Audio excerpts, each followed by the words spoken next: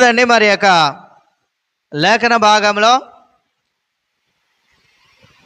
దావీదు మరి ఎప్పుడు ఈ కీర్తనను రచించాడంటే మరి పై భాగంలో మనం చూస్తున్నాం చిన్న అక్షరాల్లో, దావీదు అబీమెలెకు ఎదుట వెర్రివాని వలె ప్రవర్తించి అతని చేత తోలివేయబడిన తర్వాత రచించిన కీర్తన. నిజంగా పరిస్థితుల ప్రభావాన్ని బట్టి మరి దావీదు గారు అబీమెలెకు రాజు ఎదుట నిజంగా వెర్రివాని వల్ల ప్రవర్తించడం కూడా జరిగిందని వాక్యం హెచ్చరిక చేస్తుంది. నిజంగా కొన్నిసార్లు పరిస్థితులు చాలా భయంకరంగా ఉంటాయి, చాలా సమస్యకరంగా ఉంటాయి. అయితే నిజంగా ఆ టైంలో దావీదు రాజు అక్కడి నుంచి తప్పించుకోవడానికి, అక్కడి నుంచి మరి బయటపడడానికి ఆయన ఒక వెర్రివాని వల్లే ప్రవర్తించాడు. అయితే ఇక్కడ మనము జ్ఞాపకం చేసుకోవాల్సింది ఏంటంటే, తాను రచించిన కీర్తనలో దేవుని ఆశ్రయించడం కానీ, ఆయనను ఘనపరచడం కానీ, ఆయనను మహిమపరచడం కానీ ఆయన ఎప్పటికీ మర్చిపోలేదు. హల్లెలూయా, హల్లెలూయా. ఆయన ఎప్పటికీ మర్చిపోలేదు. నిజంగా ఆయన అంటున్న మాట నిజంగా మొదటి వచనంలో మనం చూస్తే, నేను ఎల్లప్పుడూ యెహోవాను సన్నుతించేదని అంటున్నాడు. నిజంగా ఆ యొక్క శత్రు దగ్గర నుంచి బయటికి పడడం అనేది చాలా మరి ఎంతో ఆటంకము, ఎంతో సమస్య, ఎంతో మరి ప్రమాదము. కానీ ప్రతి పరిస్థితి నుంచి కాపాడువాడు దేవుడు. హల్లెలూయా. ప్రతి పరిస్థితి నుంచి రక్షించువాడు మన యేసయ్య. జ్ఞాపకం చేసుకుందాం ప్రియమైన బిడ్డలారా. నిజంగా మరి అందుకే దావీదు భక్తుడు తన జీవితంలో జరిగిన గొప్ప గొప్ప కార్యాలను బట్టి, గొప్ప గొప్ప పరిస్థితులను బట్టి, నిజంగా దేవుని కార్యాలను బట్టి ఆయన అంటున్న మాట ఏంటంటే, నేను ఎల్లప్పుడూ యెహోవాను సన్నుతించెదను. నిజంగా మన జీవితంలో ఎల్లప్పుడూ దేవుని ఆరాధించడం చాలా కష్టం. హల్లెలూయా. కొన్నిసార్లు మర్చిపోతుంటాం పనుల పడి, కొన్నిసార్లు గుర్తుండదు, కొన్నిసార్లు నిజంగా రకరకాలుగా పరిస్థితులు వస్తూ ఉంటాయి. కానీ దావీదు అంటున్న మాట, పరిస్థితి ఏది ఏమైనా కూడా నేను మాత్రం ఎల్లప్పుడూ దేవుని ఘనపరుస్తానంటాడు. హల్లెలూయా.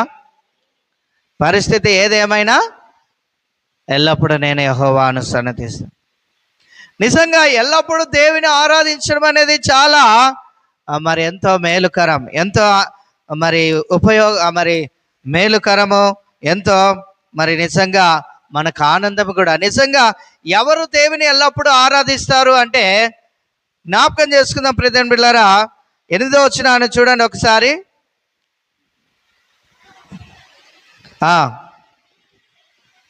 యెహోవా ఉత్తముడని రుచి చూచి తెలుసుకుని ఆయనను ఆశ్రయించున్నాడు ధన్యుడు.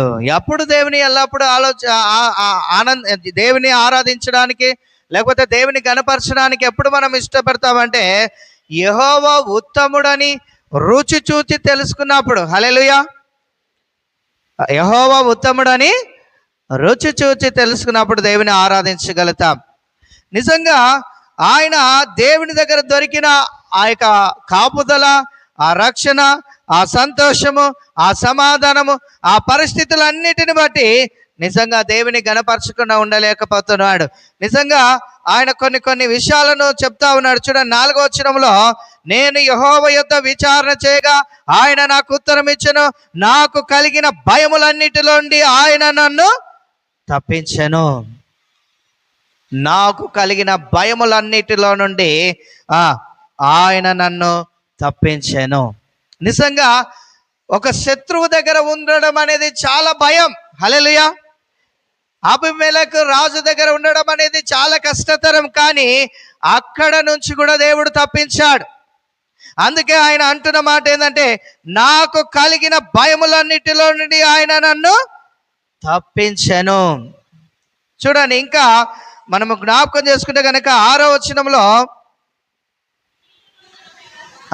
ఈ దీనుడు మొరపెట్టగా యెహోవా ఆలకించెను, అతని శ్రమలన్నిటిలో నుండి అతన్ని రక్షించెను. కదా, భయములన్నిటిలో నుండి కాపాడు దేవుడిగా ఉంటున్నాడు, శ్రమలన్నిటిలో నుండి రక్షించేవాడుగా ఉంటున్నాడు. నిజంగా యెహోవా యందు భయభక్తులు గలవారి చుట్టూ ఆ ఆయన దూత కావలి ఉండి వారిని రక్షించును. యెహోవా యందు భయభక్తులు గల వారి చుట్టూ ఆయన దూత కావలి ఉండి వారిని రక్షించును. నిజంగా ఈ యొక్క దేవుని యొక్క కాపుదల, దేవుని యొక్క రక్షణ, దేవుని యొక్క నడిపింపు ఇదంతా చూసినప్పుడు నిజంగా ఆయన అంటున్న మాట, నేనెల్లప్పుడు కదా యెహోవాను సన్నుతించెదను, నిత్యము ఆయన కీర్తి నా నోట నుండును. హల్లెలూయా. నిత్యం ఆయన కీర్తి నా నోట నుండును. ఎందుకు అనంటే నాకు భయము కలిగినప్పుడల్లా దేవుడు నన్ను తప్పించాడు, నా శ్రమలన్నిటిలో నుండి నన్ను రక్షించాడు కదా. ఆయన దూత కావులుండి నన్ను మరి రక్షిస్తూ ఉంది అని చెప్పి మరి ఆయన ఎంతగానో తన దేవుడు చేసిన కార్యాలను వ్యక్తపరుస్తూ దేవుని గణపరుస్తూ అంటున్నాడు. నిజంగా నిత్యము ఆయన కీర్తి నా నోట నుండి అంటాడు. నిజంగా ఈ వాక్యాన్ని బట్టి ఒక భక్తుడు పాట రాశాడు. ఏమని? నేనెల్లప్పుడు యెహోవాను సన్నుతించెదన్, నిత్యము ఆయన కీర్తి నా నోట నుండున్. నేనెల్లప్పుడు యెహోవాను సన్నుతించెదన్, నిత్యము ఆయన కీర్తి నా నోట నుండున్. అంతా నా మేలుకే ఆరాధన యేసుకే, అంతా నా మంచికే తన చిత్తమునకు తలవన్. దయచేసి కొంచెం ముందుకు జరగండి అమ్మా, వెనుక వచ్చే వారికి స్థలమున్నట్లు కొంచెం ముందుకు జరగండి. నేనెల్లప్పుడు యెహోవాను సన్నుతించెదన్, నిత్యము ఆయన కీర్తి నా నోట నుండున్. అంతా నా మేలుకే ఆరాధన యేసుకే, అంతా నా మంచికే తన చిత్తమునకు తల వంచితే, తన చిత్తమునకు తల వంచితే ఆరాధన యేసుకే. అంతా నా మేలుకే ఆరాధన యేసుకే, అంతా నా మంచికే తన చిత్తమునకు తల వంచితే, తన చిత్తమునకు తల వంచితే. నేనెల్లప్పుడు యెహోవాను సన్నుతించెదన్, నిత్యము ఆయన కీర్తి నా నోట నుండున్. నిజంగా ఈ భక్తుడు పాట రాస్తూ ఆ పాటలో దేవుని గణపరుస్తూ అన్నాడు. ఎందుకు ఆయనను గణపరచాలంటే అంతా నా మేలుకే, అంతా నా మేలుకే ఆరాధన యేసుకే. నిజంగా స్తుతిలో కూడా కదా గొప్ప కాపుదల, గొప్ప రక్షణ, గొప్ప మేలు దాగి ఉందని మనం గుర్తించాలి. హల్లెలూయా. దేవుని స్తుతించడంలో కూడా దేవుని శక్తి విడుదల అవుతూ ఉంటుంది. కాబట్టి ఈ వాక్యాన్ని వింటున్న దేవుని సంగమా, నిజంగా మనము ఏ సమయంలోనైనా కూడా దేవుని ఆరాధించవచ్చు. ఏ సమయంలోనైనా దేవుని ఆరాధించవచ్చు.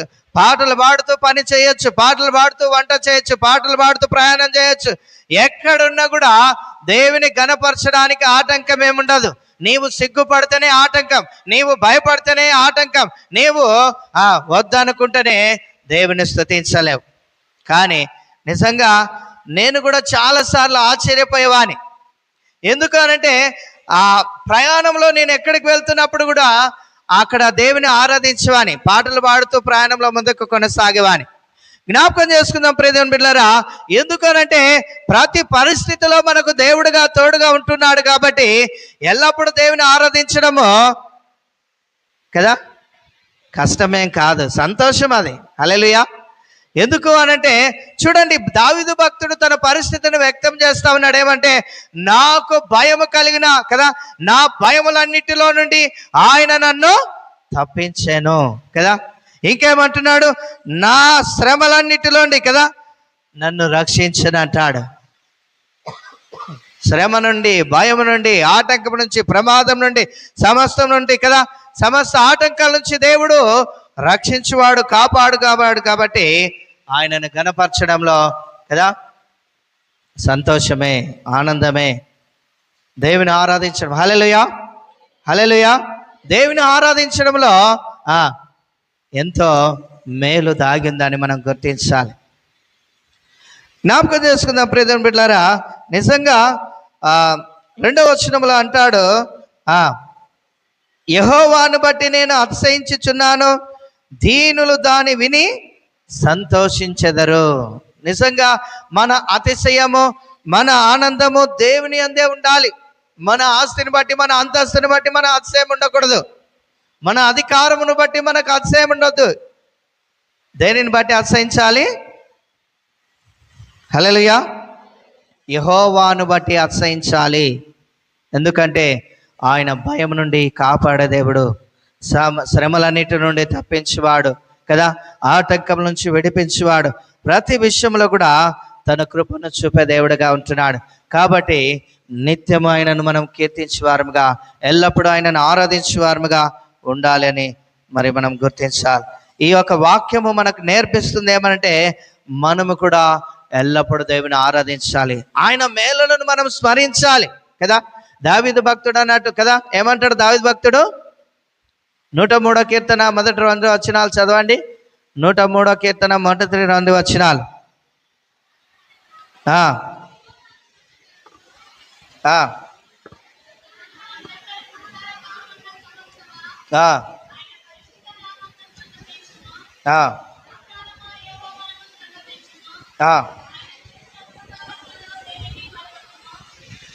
చూడండి, ఆయన చేసిన ఉపకారంలో దేనిని మరువకము. ఇక్కడ దావీదు భక్తుడు ఇక్కడ ఏమంటున్నాడు? నా ప్రాణమా యెహోవాను సన్నుతించుము, నా అంతరంగమునున్న సమస్తమా ఆయన పరిశుద్ధ నామమును సన్నుతించుము. నా ప్రాణమా యెహోవాను సన్నుతించుము, ఆయన చేసిన ఉపకారంలో దేనిని మరువకము కదా, దేనిని మరువకము. నిన్న మొన్న ఒక వార్త మనం చూసాం.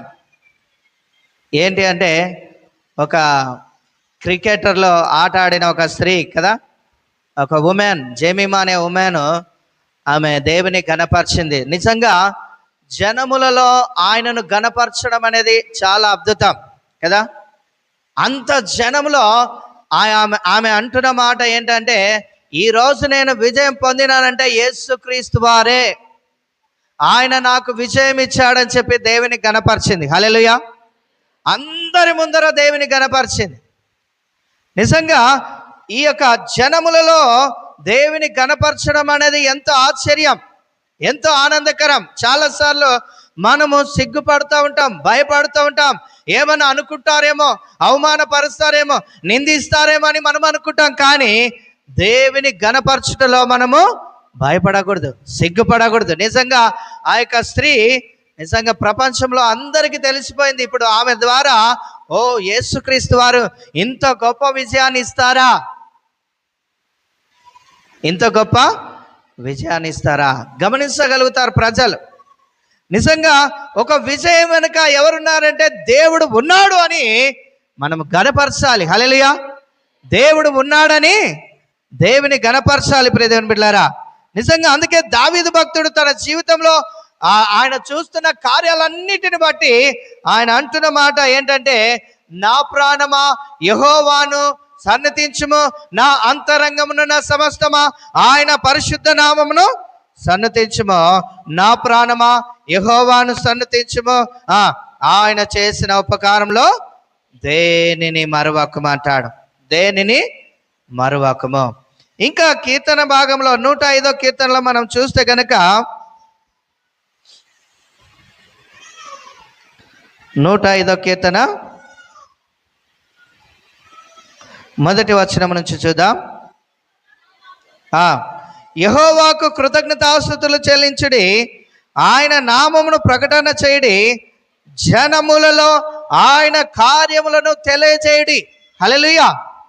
జనములలో ఆయన కార్యములను తెలియజేయడి. నిజంగా ఈ దినాల్లో మనం ఏం చేస్తున్నాం చెప్పండి. చాలామంది ఈ జనం మధ్య చెప్పలేకపోతున్నారు దేవుడు చేసిన కార్యాన్ని బట్టి. ఈ జనం మధ్య చెప్పలేకపోతున్నారు. పాస్టర్ గారు ఒక్కరే ఉంటారు కాబట్టి పాస్టర్ గారి దగ్గర, పాస్టర్మ దగ్గర వచ్చి చెప్తా ఉంటారు, పాస్టర్ గారు ప్రార్థన చేస్తే నాకు మంచిగా అయింది. కార్యం చేసేది దేవుడు, పాస్టర్ గారు కాదు. జనములలో ఆయనకు మహిమను మనం తీసుకురావాలి. హల్లెలూయా. పాస్టర్ గారు జస్ట్ ప్రార్థన మాత్రమే చేస్తాడు, దేవుడు మాత్రమే సమస్త కార్యాలు చేస్తాడు. హల్లెలూయా. పాస్టర్ గారిలో ఏమీ లేదు. పాస్టర్ గారిని బలపరచాలన్నా, ఆ ప్రార్థనకు విజయం ఇవ్వాలన్నా, ఆ ప్రార్థన చేయాలన్నా దేవుడు తన శక్తితో నింపుతాడు. హల్లెలూయా. దేవుని శక్తిని బట్టే పాస్టర్ గారు ప్రార్థన చేస్తారు. నువ్వు దేవుని ఘనపరచడము మర్చిపోతున్నావు, మరి భయపడుతున్నావు. హల్లెలూయా. అలా మర్చిపోవడం మంచిది కాదు. అలా భయపడము, సిగ్గుపడడం మంచి కాదు. చూడండి, ఇక్కడ దేవుని యొక్క వాక్యం ఏమంటుందంటే, జనములలో ఆయన కార్యమును తెలియజేయుడి కదా. జనములలో ఆయన కార్యమును తెలియజేయుడి. సాక్ష్యం చెప్పాలంటే మనం భయపడుతున్నాం.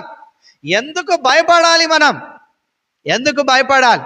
ఒక మంచి కార్యము చేయడానికి, ఒక గొప్ప కార్యం చేయడానికి దేవుడు చేసిన గొప్ప మేలులు కదా. ఒక ఇంజెక్షన్ లేకుండా, ఒక టాబ్లెట్స్ లేకుండా, ఒక హాస్పిటల్కు వెళ్ళకుండా కదా, ఆ ప్రయాణము చేయకుండా, ఆ దూరము వెళ్ళకుండా, ఆ చావు బ్రతుకుల నుండి, లేకపోతే ఆ భయంకరమైన కదా ఆ పరిస్థితి నుంచి తప్పించినప్పుడు ఆ ఖర్చు లేకుండా ఉచితంగా దేవుడు స్వస్థతని ఇస్తే, మనం జలములలో ఆయన కార్యాన్ని ప్రకటించడానికి, తెలియజేయడానికి ఎందుకు భయపడాలి? ఎందుకు భయపడాలి? నిజంగా నిన్నటి దినమున ఆ జెమిమా అనే స్త్రీ కదా, ఆ క్రికెటరు, ఒకవేళ ఆమె భయపడింటే, సిగ్గుపడింటే అక్కడ అంతమందిలో దేవుని గురించి తెలిసేదా? ఆమె చెప్పడం ద్వారా యేసుక్రీస్తు వారే నాకు ఈ విజయాన్ని అనుగ్రహించాడని చెప్పారు కాబట్టే ఈరోజు మనం కదా స్టేటస్ కదా, మన వాట్సాప్లో స్టేటస్లో, యూట్యూబ్లో రకరకాలుగా మరి చూస్తూ ఉన్నాం. ఇది దేవునికి మహిమ. అనేకులు దేవుని యందు విశ్వాసం ఉంచడానికి ఆ కార్యము జరుగుతుంది. హల్లెలూయా. అనేకులు దేవుని నమ్మడానికి, ఆయన రక్షణ పొందుకోవడానికి, ఆయన ఇచ్చే విజయము ప్రజల్లో తెలియాలి. హల్లెలూయా.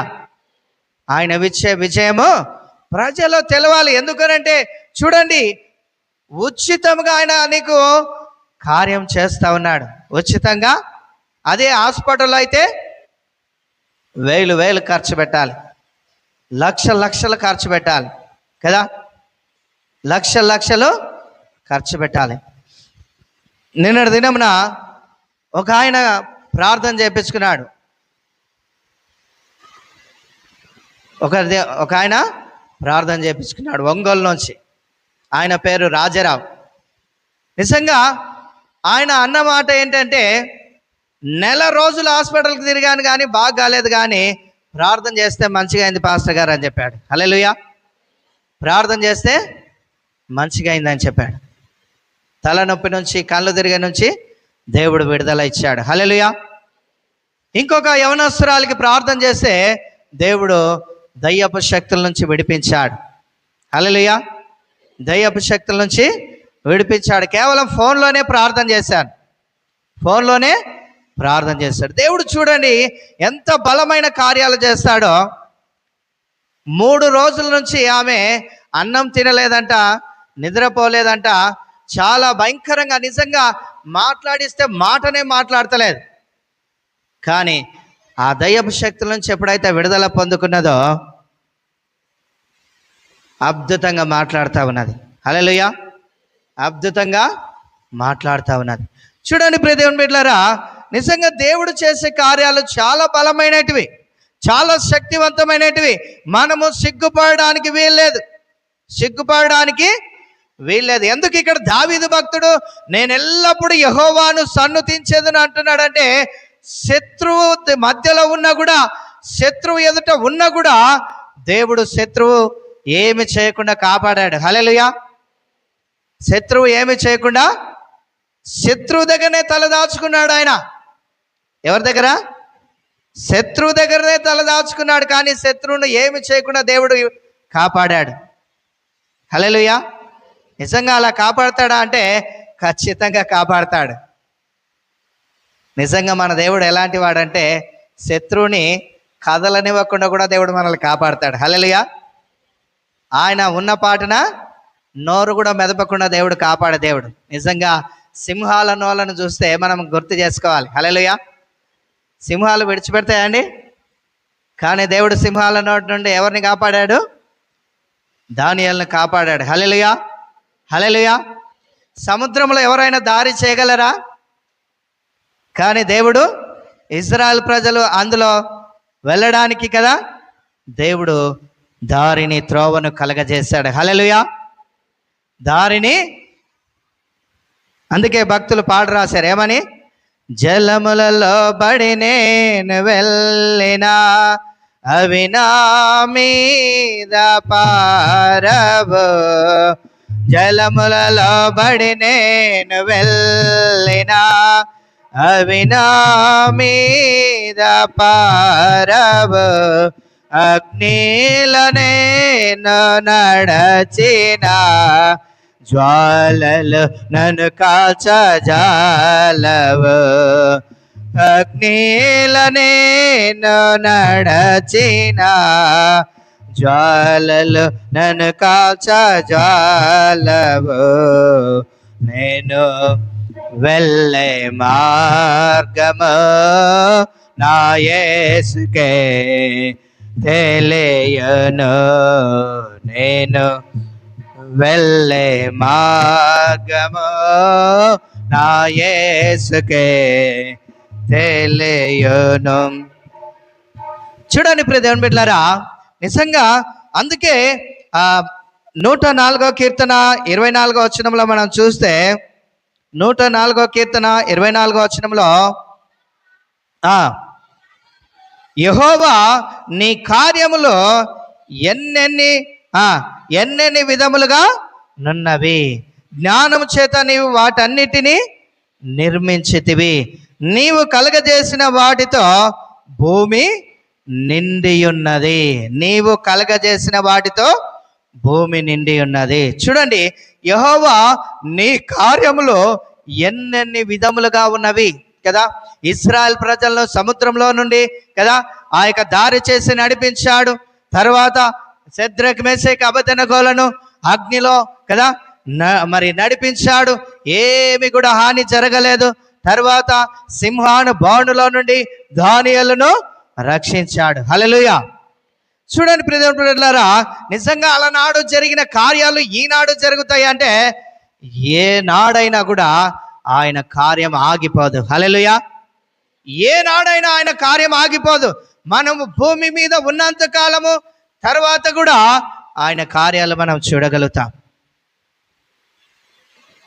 హల్లెలూయా. హల్లెలూయా.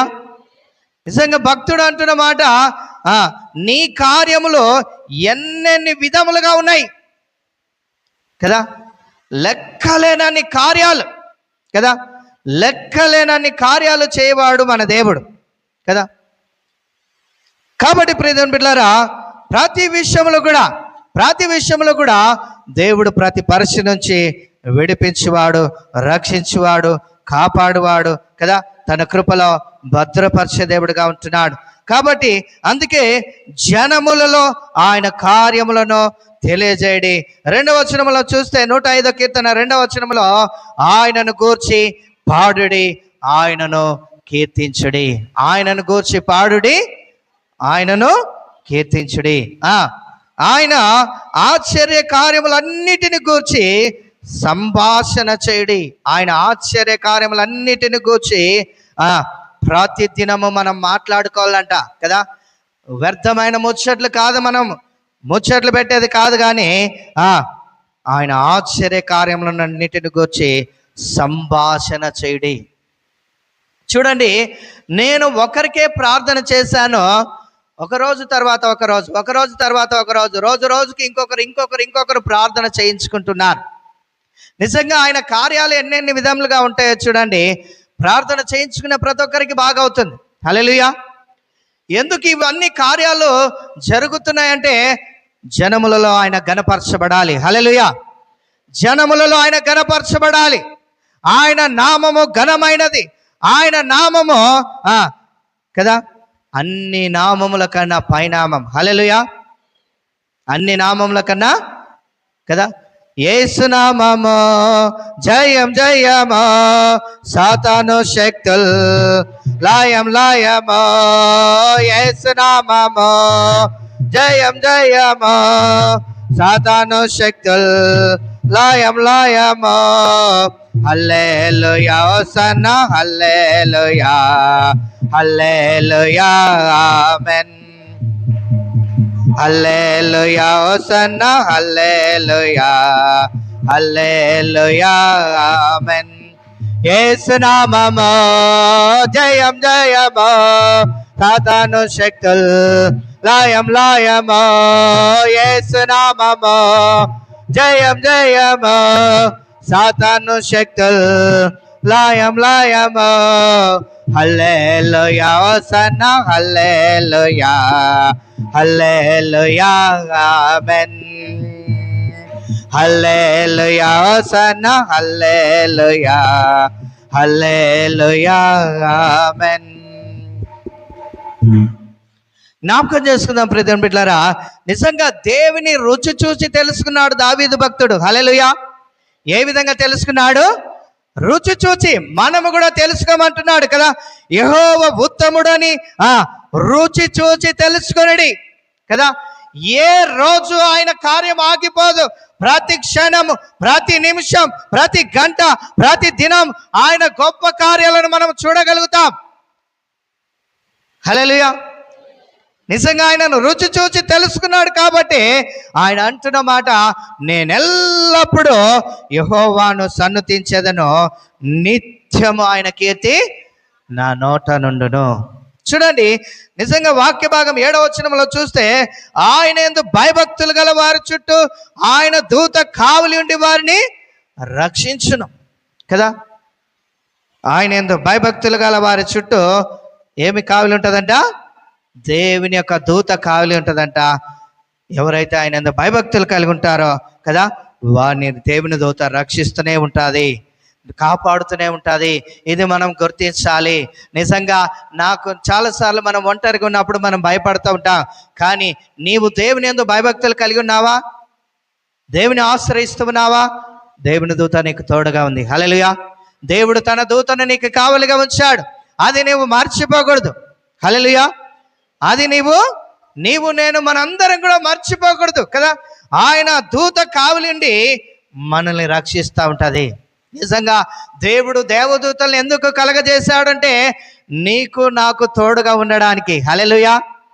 నీకు నాకు తోడుగా ఉండడానికే, నీకు నాకు తోడుగా ఉండడానికే దేవుడు తన దూతలను మరి కలగజేశాడు, సృష్టించాడు. కాబట్టి ఆయన దూత కావలి ఉందని మనం ఎప్పుడు కూడా మర్చిపోకూడదు. ఇంకా చూడండి 9వ వచనంలో, యెహోవా భక్తులారా ఆయన యందు భయభక్తులు ఉంచుడి కదా. ఇంకా భయభక్తులు లేకపోతే భయభక్తులు ఉంచమని మరి హెచ్చరిక చేస్తున్నాడు దేవుడు కదా. ఏమంటున్నాడు? యెహోవా భక్తులారా ఆయన యందు భయభక్తులు ఉంచుడి. ఆయన యందు భయభక్తులు ఉంచువానికి ఏమీయో కొదవలేదు కదా. దేవుని యందు భయభక్తులు కలిగి ఉంటే దేవుని దూత కావలి ఉంటుంది. అంత మాత్రమే కాకుండా ఆయన యందు భయభక్తులు ఉంచితే ఏమీయో కొదవ లేకుండా దేవుడు మరి ఆశీర్వదిస్తాడని దేవుని యొక్క వాక్యం సెలవిస్తున్నది. ఇంకా 10వ వచనంలో చూస్తే 10వ వచనం, సింహపు పిల్లలు లేమి గలవై ఆకలిగొనును, యెహోవాను ఆశ్రయించువానికి ఏ మేలుయో కొదువై ఉండదు కదా. ఏ మేలు కొదువై ఉండదు. ఎక్కడైనా విజయం అనుగ్రహించగలడు కదా. ఎక్కడైనా విజయం అనుగ్రహించగలడు. ఎక్కడైనా ఆయన తోడై ఉండగలడు కదా. అరణ్యంలో ఆగరును పోషించిన దేవుడు. హల్లెలూయా.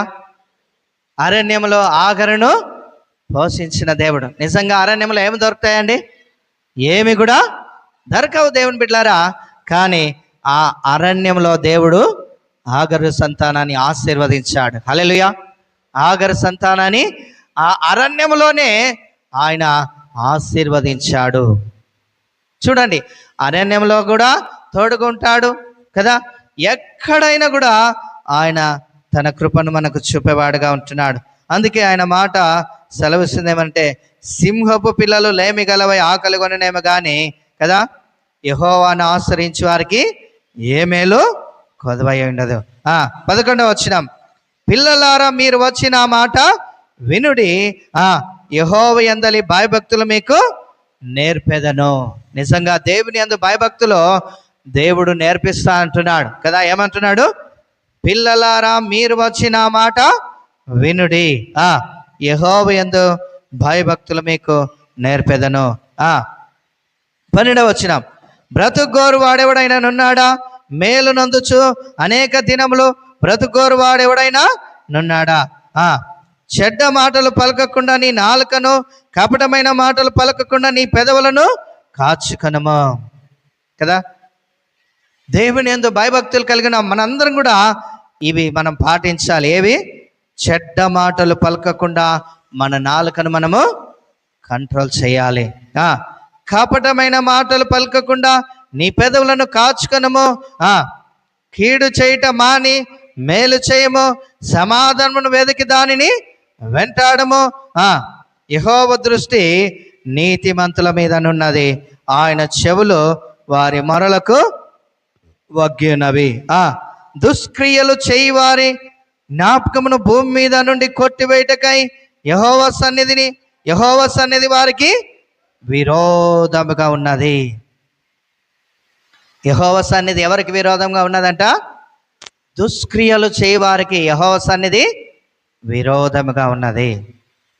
జ్ఞాపకం చేసుకుందాం ప్రియ దేవుని బిడ్డలారా, మనము దుష్క్రియలు చేస్తే దేవుని సన్నిధి విరోధంగా మరి ఉంటుంది.